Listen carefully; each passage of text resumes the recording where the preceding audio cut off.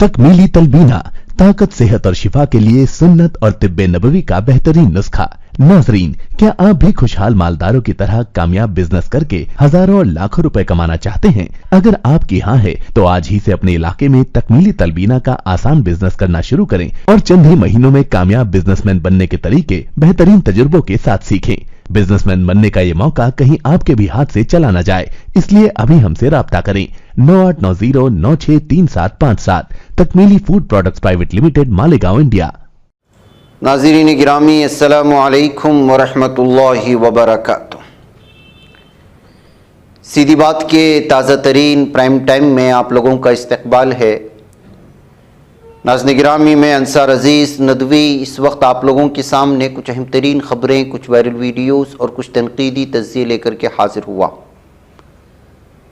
तफसीलात में जाने से पहले आप लोगों से जो दरख्वास्त होती है उस पर ज़रूर तवज्जो करें, लोगों तक पहुंचाएं, लिंक को शेयर करें, इदारे से लोगों को जोड़ने की भी कोशिश करें ताकि सब्सक्राइबर्स की तादाद में इजाफ़ा हो और सच और सच्ची जो ख़बरें होती हैं वो ज़्यादा से ज़्यादा तादाद में लोगों तक पहुंचने की हमारी जो कोशिश है उसमें हम कामयाब हों। नाज़रीन गिरामी,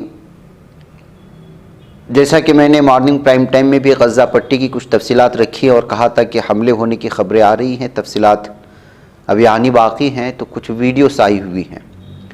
सबसे पहले तो मैं आपके सामने इस वक्त जो हमला बमबारी की जो तस्वीरें आई हैं, सबसे पहले उस इलाके की मैं आपको तफसीलात सुनाऊं, और वो ये है कि ये जो इस वक्त देख रहे हैं बमबारी की जो तफसीलात है, ये ताज़ा हमले हो रहे हैं और लगातार आज भी जुमा के दिन भी यहाँ पर जो है जालिम दहशतगर्द इसराइल की बहुत बुरी तरह से जो है बमबारी देखने को मिली और हमने ज़ख्मियों की जो तादाद और ज़ख्मी अफराद जो भाग रहे थे उसकी भी तफसीलात आपके सामने रखी। ये देर अल बलाह जो सेंट्रल गाज़ा आता है वहाँ की ये तस्वीरें हैं जो इस वक्त आप देख रहे हैं हमारे इस पर। इसके अलावा नाज़रीन गिरामी, आज इसराइली मिलिट्री ने खान यूनुस में जो है हैंड्स बिल्स भी तकसीम किए हैं और ऊपर से डाला और उसके हमास के ख़िलाफ़ लोगों को भड़काने की कोशिश की है और किस तरह से वो जो है हमास को उल्लू की तरह से है और सिवाय तबाही व बर्बादी के हमास कुछ नहीं चाहती, ये कहते हुए यहाँ की मिलिट्री की जानिब से, जालिम दहशत इसराइल की जानिब से इसको जो है फैलाने की कोशिशें हुई हैं। नाज़रीन गिरामी, मैं आपको साफ बताऊं, अब तक कई शुहदा हो चुके हैं, कितनी तादाद हुई, जुल्म सितम की इंतहा हो गई। इस कदर जुल्म सितम के शायद ही तारीख़ में आसमान और ज़मीन ने इसे जुल्म सितम देखा होगा। ऐसे जिस्म से अलग हुए बच्चों के आज़ा को देखा होगा, सर से खोपड़ी अलग होकर के खोपड़ी का कुछ हिस्सा एक बाप थामे हुए है और माँ जिस्म का दूसरा हिस्सा थामे हुए है। शायद ही ज़मीन और आसमान ने ये ख़तरनाक तरीन तस्वीर जो इंसानियत को शर्मसार करती है वो देखी।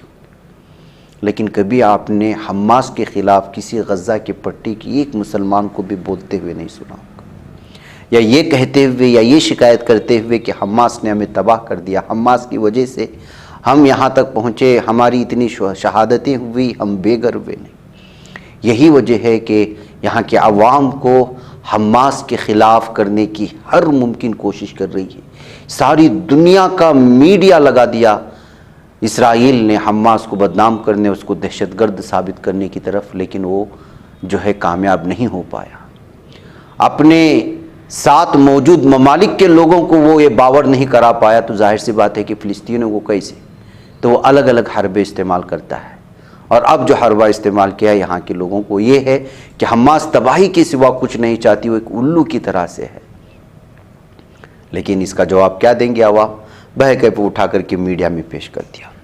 इसके अलावा मैंने जो जुल्म सितम की बात कही, नाज़रीन गिरामी, एक तस्वीर जो है एक इसराइली मीडिया ने शाये किया है, आप इसको देख लें कि खुले आसमान में इस वक्त सैकड़ों की तादाद में गज़ा की पट्टी के मुख्तलिफ़ इलाक़ों से जो फ़िलिस्तीनियों को गिरफ़्तार किया गया है उनको रखा गया। 24 घंटे इनके जो है आँखों पर पट्टी बंदी होती है और हाथ पीछे बांधे होते हैं बाज़ लोगों के।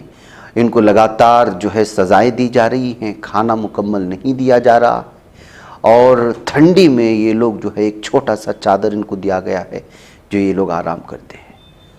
इसको जो है एक इसराइल ने कहीं दूर से तस्वीर निकाल कर इस वक्त जो है पेश कर, इसराइली एक आज़ाद सहाफ़ी ने, जिसको जो है यहाँ के इसराइली जितने भी मीडिया के इदारे हैं उन्होंने इसको शाये करने की कोशिश की। इससे आप अंदाज़ा लगा सकते हैं नाज़रीन गिरामी कि इस वक्त जो है वो जुल्म सितम की आखिरी इंतहा और हदें पार कर रहा है इसराइल। एक तरफ ये सूरत हाल है नाज़रीन गिरामी, तो वहीं पर इस वक्त जो है अभी जो ख़बर आ रही है वो सायरन के साउंड्स आ रहे हैं स्टेदराट में, निराम में, इबिम में, जो गाज़ा के मुख्तलिफ़ इलाके हैं, यानी यहाँ पर भी हमले हो रहे हैं कहा जा सकता है। उधर नाज़रीन गिरामी अल-क़स्साम ब्रिगेड्स ने आज उनको भी तबाह किया है, बहुत सारे सहयूनी फ़ौजियों को जहन्नम वासिल किया है और उन पर हमले करने की वीडियोस भी जारी किए हैं।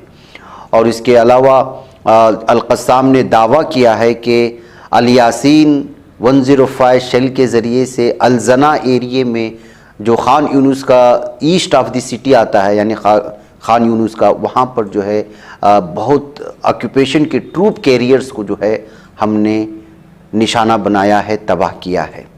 एक इसका दावा आता है और अल-क़स्साम ने दूसरा जो दावा किया है वो जिन्ना एरिया में, ये भी ईस्ट ऑफ खान यूनुस में आता है, वहाँ पर इन्होंने जो है एंटी पर्सनल डिवाइस के ज़रिए से जो है इनकी फ़ोर्स को निशाना बनाया है और इसमें भी कई सारे सहयूनी फ़ौजी थे जिसमें से बहुत सारे ज़ख्मी हुए और बहुत सारे जहन्नम वासिल हुए। आइए अपने ख्वाबों के घरौंदों को बाबरकत बनाते हैं, उनके दीवारों को कुरान की आयात से सजाते हैं। जी हाँ, दिलकश, दीदाज़ेब, रंगीन व खूबसूरत कुरानी आयात से कुंदा तख्तियों से अपने घरों की जीनत को दोबाला करने के लिए हमें मौका फराहम करें। शहर बेंगलुरु के मशहूर व मारूफ अरबी व उर्दू कैलीग्राफी शोरूम में हम आपका इस्तकबाल करते हैं। आप कुरान की किसी भी आयत या अहादीस की कैलीग्राफी के लिए हमें ऑर्डर दे सकते हैं। मुख्तलिफ डिज़ाइन दस्तयाब हैं और आप अपने डिज़ाइन के तहत भी यहाँ ऑर्डर दे सकते हैं। आज ही तशरीफ़ लाएं या इस नंबर पर राब्ता करें या हमारे इंस्टाग्राम पेज को फॉलो करें। तफसीलात स्क्रीन पर। और तीसरा जो दावा इस वक्त कर रही है वो south east of Khan Yunus का है। वहाँ पर जो है 3 व्हीकल को जो है अल-क़ुद्स ब्रिगेड्स ने ये जो है तबाही मचाई है। अल-क़ुद्स ब्रिगेड्स के साथ कुछ अल-क़स्साम के भी मुजाहिदीन थे। इन्होंने जो है माआन नामी इलाके में यासीन 105 के ज़रिए से जो है बहुत सारे इनकी गाड़ियों को भी उड़ा दिया और बहुत सारे सहयूनी फ़ौजियों को जहन्नम वासिल किया है। ये तफसीलात मैं मुख्तलिफ़ इलाक़ों के नाम से आपके सामने इसलिए रख रहा हूँ कि जो है आप अंदाज़ा लगा सकते हैं कि गज़ा की पट्टी की ज़मीनी सूरत हाल कुछ अलग है। यही वजह है कि ये लगातार मुजाहिदीन लड़ कहीं और रहे हैं, इनका ठिकाना कहीं और है, इनको पता भी नहीं है और ये निशाना बना रहा है उन लोगों को जो है ना इनके ये सहयूनी फ़ौजियों के मुखालिफ खड़े हुए हैं, ना उनके हाथ में कोई हथियार है। अपनी ताकत का मुजाहरा करने के लिए फ़िज़ाई बमबारी करके मासूम बच्चों को कत्ल। और आपको मालूम है 70 से ज़ायद इस वक्त जो शहीद हुए वो ख़वातीन और बच्चों से और ख़वातीन से किस कदर जो है ये हैबत रखता है कि आप अंदाज़ा लगाएं। बहरकैफ नाज़रीन गिरामी, ये इस वक्त की ताज़ा सूरत हाल है जो मैं आपके सामने रखा खान यूनुस का और जो भी सारी चीज़ें आई हैं।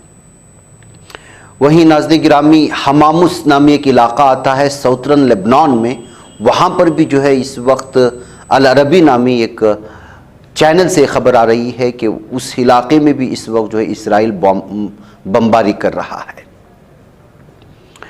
नाज़रीन गिरामी, मैंने जो आपको इस वक्त गिरफ़्तार करके रखने की जो बात कही है उस इलाक़े का नाम इश्डे तमान है, जो नेगेव डिज़र्ट में आता है, यानी कि साहिल के किनारे एक इलाका है। वहाँ पर जो है इसको रखा गया है और जिस न्यूज़पेपर ने उस तस्वीर को शाये किया है उसका नाम हाटस है और ये इसराइल अखबार है। उसमें जो है ये जो कैदियों के हवाले से तफसीलात फराहम की गई थी। बहरकैफ नाज़रीन गिरामी, ये गज़ा की पट्टी के वहाँ की सूरत हाल है। अब हमास की अगली जो उसकी तफसीलात आएंगी उनके मुवासलात की जानिब से कि कितने सहयोनी फ़ौजी हलाक हुए, क्या तादाद में कितनी गाड़ियाँ तबाह हुई और कहाँ कहाँ हमला हुआ, वो आएंगे तो फिर आपके सामने उसके सामने रखेंगे। अलबत्ता जो बमबारी हो रही है उसके सिलसिले में आज की सही तादाद नहीं मौसूल हुई है शुहदा की, और किन किन इलाक़ों में जो तबाही मची है वो सारी तफसीलात आएंगी तो आपके सामने रखा जाएगा।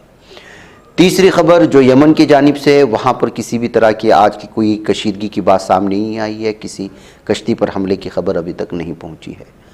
दूसरी जानिब जो ईरान में जो सूरत हाल बनी हुई है, लबनान के सरहदों में जो सूरत हाल बनी हुई है, वहाँ पर भी सिर्फ इतनी खबर आ रही है कि ईरान जो हमेशा से जब किसी का बदला लेने की कोशिश करता है तो वो एक मखसूस इमारत के जो है गुंबद पर लाल झंडा लहराता है, यानी वो बदला लेने की निशानी होती है।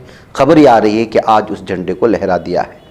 ये कासिम सुलेमानी को जब मारा गया था उस वक्त वो झंडा लहराया गया था और उसके बाद जो है बदला लेने के लिए उन्होंने जो है इराक़ में मौजूद अमरीकी फ़ौजी अड्डे को जो है निशाना बनाया था, जिसमें कई फ़ौजी हलाक हुए थे। फिर उसके बाद उस झंडे को उतार दिया गया था।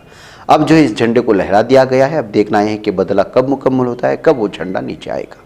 ये चारों इलाके की ये तफसीलात है। अब आइए नाज़रीन गिरामी भारत की बात करते हैं। मैं एक तबसरा आप लोगों के सामने रखना चाहता हूँ और वो ये है कि मैं बारहा इससे पहले भी इस बात का तस्करा कर चुका हूँ कि भारत में अपने आप को सेकुलर कहने वाली पार्टियाँ बज़ाहिर तो वो मुसलमानों की लगती हैं, मुसलमानों की हामी लगती हैं या फिर जो कुछ भी हों, लेकिन हकीकत में वो बहुत डेंजरस होती हैं, वो देर पा नुकसान पहुंचाने वाली होती हैं। मखसूस पार्टी की तरफ मैं निशाना नहीं कर रहा हूं, लेकिन आप मखसूस पार्टी की तरफ उसको ले जाना चाहते हैं तो आपकी बात है। मैं ये क्यों कह रहा हूं, अब राम मंदिर की इफ्तिताह की जैसी जैसी खबरें आती जा रही हैं, जो पहले दिन से, पहले तो ये बताऊं कि जो फिल्मी एक्टर्स होते हैं वो मुसलमानों के हीरो नहीं हो सकते। ऐसी बात है कि इस तरह की चीज़ें, अब वो जो है इस तरह की चीज़ें, रज़ा मुराद एक चेहरा है, अब ये जो है राम मंदिर के हक़ में बोलता हुआ नज़र आ रहा है, इसकी वीडियोस वायरल हो रही है। अंसारी की वीडियो सुबह जो है यहाँ का मीडिया उसको वायरल करके उसको कोई और देने की कोशिश की। कल ही के कर्नाटक के रामनगर की एमएलए की एक बात आप लोगों के सामने आई होगी, जो इस बात का खुल्लम खुल्ला इजहार कर रहा था कि उनके घर में राम मंदिर की पूजा के लिए एक अलग से एक बाकायदा इबादत खाना बना हुआ है, जो और वो उनके ख़ानदान का भगवान है। अब मेरा सवाल उन लोगों से है, रामनगर में कुमार स्वामी के बेटे को हराने के बाद कुमार स्वामी की जो सोच है वही बदल गई है मुसलमानों के ताल्लुक से। उसको इस बात से कोई ताल्लुक नहीं था, मैं जहां तक समझता हूं, मेरा सिर्फ सियासी तबसरा, मैं समझ सकता हूं कि वो यहां तक कि मुसलमानों ने उसको अक्सरियती वोट नहीं दिया पूरे कर्नाटक में, ठीक है।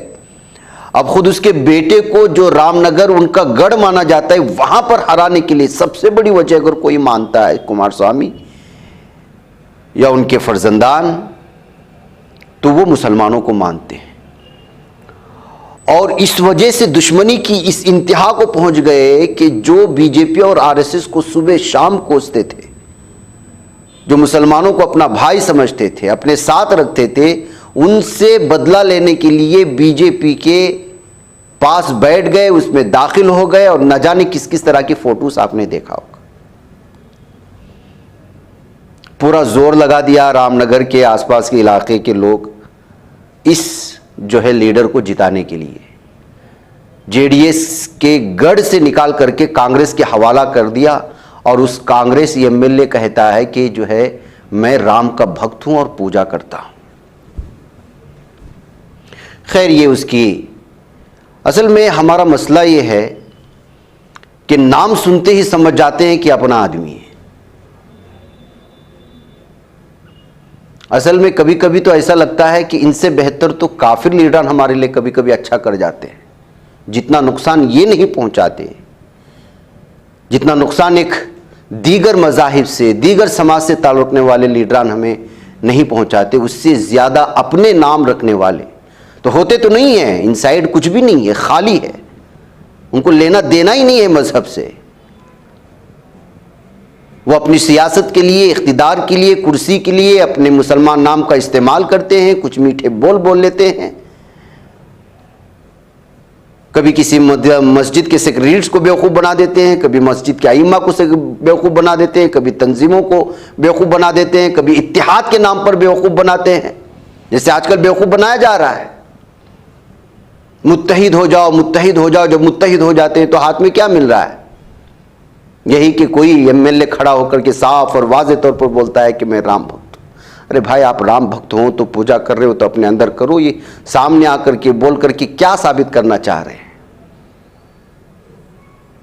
कि मुसलमान बेवकूफ़ हैं, आपको वोट देने वाले बेवकूफ़ हैं, आपने मुसलमानों को धोखा दिया मुसलमान का नाम रख करके।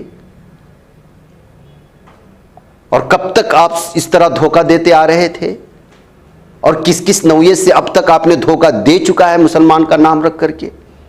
सवाल तो करना पड़ेगा ना। जब आप मुसलमान के वोट पर वोट जीत करके आ चुके हैं और बाबरी मस्जिद और राम मंदिर का मामला मुसलमानों के तय ऐसे है जैसे मुस्लिम पर्सनल बोर्ड का और पूरे के पूरे उलमा इकराम का हमारा ये मौक़िफ़ है कि चूंकि यहाँ के अदलिया ने इसका फैसला दिया है तो हम उस फैसले को मानते हैं। लेकिन हकीकत यह है कि यह फैसला इंसाफ पर मबनी नहीं है। ये एक हमारा मौक़िफ़ है, साफ है। हम अदलिया के इंसाफ या उसके फैसले के खिलाफ जाएंगे नहीं, लेकिन इस इंसाफ को नाइंसाफी पर मबनी मानने का हमारा हक है। ये हमारा मौक़िफ़ है और ख़त्म हो गया। मुसलमान के वोट लेकर के जीत करके अपना सारा कुछ उल्लू सीधा करने के बाद मुसलमानों के गाल पर थप्पड़ मार रहा है ये एमएलए, ये कहते हुए कि मैं राम भक्त हूं। मेरे ख़ानदान वाले इसके सामने सर जोड़ते हैं, सर रखते हैं, क्या क्या सब आपने सुना होगा।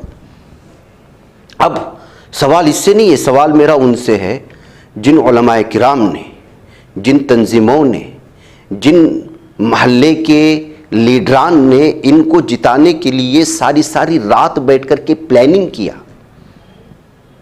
खाना छोड़ दिया, पीना छोड़ दिया, इत्तेहाद कायम रखने के लिए। यहां तक कि बहुत सारे लीडरान जो अपने देरीना दोस्त थे, जेडीएस के लीडरान के साथ दोस्ती थी, उस दोस्ती को तोड़ दिया। क्या उन्होंने इसके बाद इसको जाकर के सवाल किया? अगर नहीं किया तो फिर इसके लाइन में आप भी खड़े होंगे। आप भी ये जो इस वक्त जो गलती कर रहा है उसके बराबर के आप भी जिम्मेदार होंगे। आपसे कहे कि आप कितने सालों से हमें धोखा दे रहे हैं।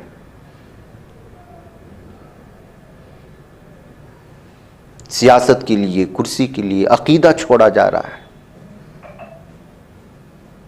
अकीदे के खिलाफ बोला। आप अगर अपना जाती मसला है तो ठीक है कीजिए, लेकिन आप सामने आकर के बयान देकर के साबित करवा रहे हैं कि रामनगरम में या आपके हलके में जितने भी मुसलमानों ने आपको मुसलमान समझ करके वोट दिया है वो बेवकूफ़ है, दुनिया के सबसे बड़े।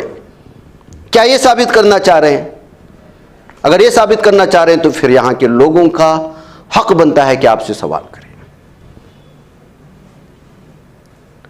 ये सूरत हाल है नाज़रीन गिरामी, अब आपको क्या बताया जाए। साफ हमारा मौक़िफ़ है। हम अदलिया के राम मंदिर को लेकर के जो बन गया है, अदलिया ने उसको जिस नाहिए से भी आस्था समझ करके यहाँ की अक्सरियत की बात रखने के लिए, या चूँकि बीजेपी इक़्तिदार में है या उनकी तरफ से जो कुछ भी हो सकता है, तमाम चीज़ों को मद्देनज़र रखते हुए जो फ़ैसला लिया है, उस फैसले को पर्सनल बोर्ड या जो भी फरीक थे उन्होंने ये कहते हुए मान लिया कि चूँकि अदलिया इस वक्त जमहूरियत का सबसे आला इस वक्त उसका दर्जा है, उसने फ़ैसला दे दिया है, उसको हम मान लेते हैं, लेकिन इसको इंसाफ पर मबनी माने ये ज़रूरी नहीं। अब देखिए, गोधरा कांड जो हुआ वो किस कदर खतरनाक था। अब देखिए कि गोधरा जो कांड हुआ, अब उसके पीछे क्या कॉन्स्पिरेसी थी और क्या उसके पीछे प्रोपेगेंडा था, वो कैसी साजिशें रची गई, इसके ऊपर पूरी पूरी किताबें लिखी गई हैं। मुझे उसकी तफसीलात में जाना नहीं। फिर उसके बाद 2002 उसको वजह बनाते हुए जो कत्लेआम मुसलमानों का हुआ वो तारीख का बदतरीन कत्लेआम था। कांग्रेस का एक सीनियर कायद और कानून साज काउंसिल का रुकन बी.के. हरिप्रसाद कहता है कि कर्नाटक में गोधरा जैसा वाकया दोहराए जाने का इम्कान है, जबकि गोधरा में जो साधु संत वापस आ रहे थे कार सेवक, उस बोगी को जलाए जाने के बाद जिस तरह के सवालात उठे, मुमकिन ही नहीं था कि बाहर से कोई शख्स उसको जलाए, और इसकी कई सारी तफसीलात हैं। इनका दो मतलब निकाल सकते हैं आप, क्या उसी तरह की साजिश उनके अंदर से रची जा रही है, या फिर ये मुसलमानों को यहां पर फिर दोबारा से ला करके कर्नाटक का माहौल खराब करने की कोशिशें हो रही हैं। यानी कि आप कर्नाटक को राम मंदिर के इफ्तिताह से पहले पहले एक अलग ही माहौल यहां पर बनाने की कोशिश हो रही है। बीजेपी लीडरान उतना नहीं बोल रहे जितना कांग्रेस के लीडरान बोल रहे हैं। अब कांग्रेस की आला क़ियादत क्या कर रही है और कांग्रेस में रहने वाले हमारे मुसलमान लीडरान इनसे क्यों नहीं सवाल पूछ रहे कि आप क्या एतबार से इस तरह के सवालात उठा रहे हैं, कौन सी सवालात आपके जहन में है। चारशंबे के दिन इस बात को जो है हरिप्रसाद ने साफ कहा था कि मुख्तलिफ रियासतों से दस्तयाब जानकारी के मुताबिक कर्नाटक में गोधरा जैसा वाक़या पेश आ सकता है। यहां की हुकूमत को चाहिए कि वह अयोध्या जाने वालों को सिक्योरिटी फराहम करने की जिम्मेदारी ले, रियासत में कड़ी नजर रखी जाए। आपकी खुद की हुकूमत है, अगर आपको कई दीगर रियासतों से अंदरूनी सतह पर इस तरह की साजिश मिल रही है तो आप उनको कहते। मीडिया के सामने आकर के बीजेपी को एक किस्म का आपने मैदान दे दिया ताकि मुसलमानों को बदनाम करते चले, फिर एक माहौल बनाया जाए और साजिश नहीं भी है तो साजिश रचने वालों के लिए एक रास्ता बना करके दिया जाए। ऐसे कितने तबसरे हैं जो कन्नड़ा में पढ़ने को मिल रहे हैं, सोशल मीडिया में पढ़ने को मिल रहे हैं, अलग अलग अखबारात इस बात को लेकर के लिख चुके हैं, लिखे जा रहे हैं। जैसे आज इकबाल अंसारी के बयान को लेकर के 2 धड़े तकसीम हो गए सोशल मीडिया में। इसी तरह की शरारत पैदा करने के लिए ही इन तरह के अफराद से इंटरव्यू लिए दे जाते हैं और डाले जाते हैं। जैसा कि एक खातून की 4-5 दिनों से एक वीडियो वायरल हो रही है, आप शबनम शेख मुंबई की देख रहे होंगी।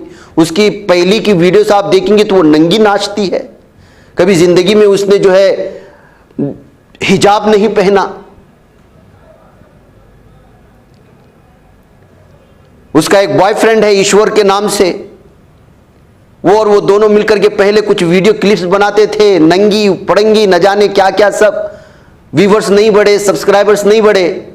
सब्सक्राइबर्स बढ़ाने के लिए जिस तरह मीडिया के लिए टीआरपी का जरिया मुसलमान हैं, इसी तरह से जो है आजकल सोशल मीडिया वालों को भी पता चल चुका है कि मुसलमानों को गाली दो, मुसलमानों का हुलिया इख्तियार करो, कुछ भी करो तो आपको व्यूवर्स बढ़ते चले जाए। इसलिए यहां अंधभक्तों की कमी नहीं है।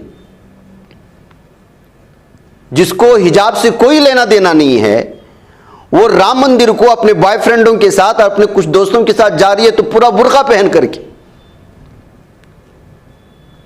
किस किस तरह की साजिशें होती हैं, ये उसी तरह की साजिश है जिस तरह से राम मंदिर को उड़ाने के लिए जुबैर और आलम का नाम लेकर के गैर मुस्लिमों ने जो है धमकी दी थी। और ये 2024 के इंतखाबात से आने से पहले पहले राम मंदिर को लेकर के जितनी भी चीज़ें होंगी उसमें इसी तरह की चीज़ें आपको मज़ीद देखने को मिलेंगी। अब इसमें मेरा और आपकी जिम्मेदारी है कि कौन सी खबर को लेंगे, कौन सी खबर को छोड़ेंगे और किस पर बेवकूफ़ बनेंगे और किस पर बेवकूफ़ नहीं बनेंगे। अब वो बहती गंगा में हाथ धोने के लिए हमारे मुसलमान लीडरान भी अपने अंदर का हिंदुत्व निकाल करके बाहर रख रहे हैं। और उसकी साफ मिसाल है हमारे कर्नाटक के रामनगर के एमएलए जिसको मुसलमानों ने जिताया।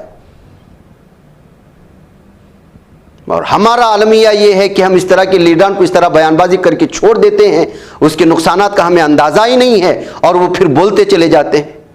हम अपनी जिम्मेदारी उस तरह की नहीं निभाती जब इनको वोट देने के लिए रात भर नौजवानों को जगाते हैं, आधार कार्ड बार बार चेक करवा करके, वोटिंग आईडी कार्ड बार बार चेक करवा करके, बार बार मुत्तहिद होने की मीटिंगें बना करके, अपने पैसों से चाय पिला करके, नाश्ता खिला करके।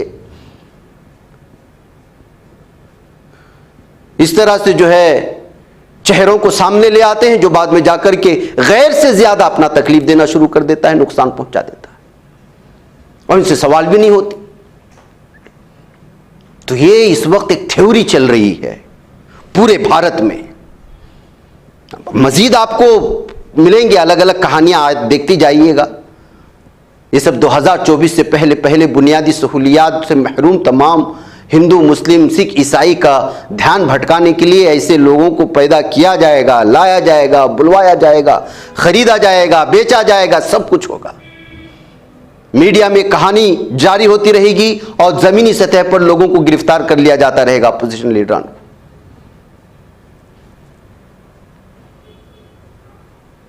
और कर्नाटक में जब से बीजेपी हार चुकी है, इसको पूरी तरह से जो है वो कर्नाटक उसकी नजरों में है।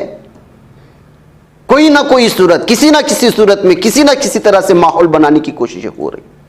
आप देखिए, जो कन्नड़ा का मीडिया जब कांग्रेस हुकूमत नहीं थी और बीजेपी हुकूमत थी, उस वक्त जो तरक्कियात की बात कर रहा था कन्नड़ा मीडिया में, सुबह से शाम तक फलां वो तरक्की नहीं हुई, फलां वो स्कीम नहीं आई, फलां ये नहीं हुआ। आज जब कांग्रेस जमीनी सतह पर कुछ काम कर रही है तो उस पर बहस हो रही है? नहीं हो रही है। किस पर बहस हो रही है? राम मंदिर का दावतनामा कौन छाप रहा है? कितने होटल्स अभी तक बुक हो चुके हैं अयोध्या में? किस रूट से जाएंगे, क्या रूट से जाएंगे, एक एक चीज है कि इससे लोगों को कोई लेना देना नहीं है।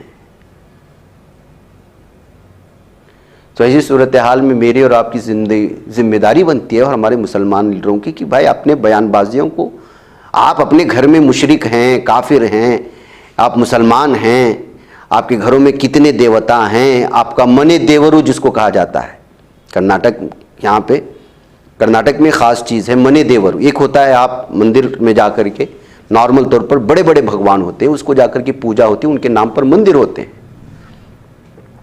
लेकिन एक यहाँ पर हिंदुओं में एक और चीज़ होती है, कर्नाटक में बिलखुसूस करके हिंदुओं में, वो है मने देवरू, यानी घर का देवता। यानी घर में उसी जो है देवी देवता की फोटो लगाते हैं और सुबह शाम उसकी पूजा करते हैं। रामनगर के एमएलए ने जो कहा वो वही बात है कि मेरे घर का जो ये है वो राम है और कई सालों से हम पूजा करते हैं। खुद ही नहीं, पूरा का पूरा खानदान को उन्होंने लपेट में ले लिया है। अब खानदान में जो मुसलमान हैं, खानदान में जो ईमान वाले हैं, वो इनसे पहले सवाल करें कि भाई हमने कब पूजा की थी, हमारे घर में कब राम आपने देख लिया। खानदान वालों की भी तो जिम्मेदारी है ना कि पूछा जाए कि भाई आपने कब आकर के देखा कि मैं घर में बैठे राम को पूजा कर रहा था, उसकी इबादत कर रहा था। ये सब जो है सियासी ऐसे बयानात हैं नाज़रीन किराम में जो पूरे कौम को डुबा देती हैं। अब क्या इस बयान के बाद अगले मरहले में यहाँ के मुसलमान इनको चुन पाएंगे? ये अहम तरीन सवाल है। बहरकैफ नाज़रीन किराम में बहुत खबरें थी आपके सामने, लेकिन ये अहम तबसरा भी था जो मुझे लोगों तक पहुँचाना था। इस वजह से मुझे इजाज़त दें, जो बकिया खबरें रह गई मैं आज की बात में ले लूँगा इंशाअल्लाह। अस्सलाम वालेकुम रहमतुल्लाहि व बरकातहू। बच पाता है कोई सहाफ़ी की निगाहों से, मिलाता है ये लोगों को मोहब्बत की पनाहों से। करम और दर्द मंदी का है एक संसार, सीधी बात अज़ीमत जुर्अतो हिम्मत का है इज़हार, सीधी बात अज़ीमत जुर्अतो हिम्मत का है इज़हार, सीधी बात। ये चैनल हक निगर बनकर कुचल देता है फितनों को।